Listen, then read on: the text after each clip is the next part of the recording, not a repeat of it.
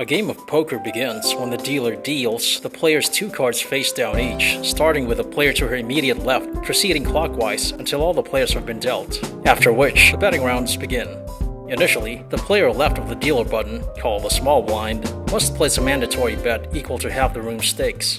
Next to place a mandatory bet is the big blind. The big blind must place a mandatory bet equal to the room's stakes and will set the base pre-flop bet for that round.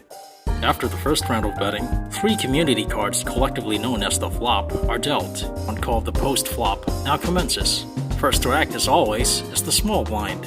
At present, his cards don't look much and his best hope is pair. Unlike the first round, a forced bet is no longer required. He already has the option to forfeit the game. He also has the option to do nothing and see what the other players will do.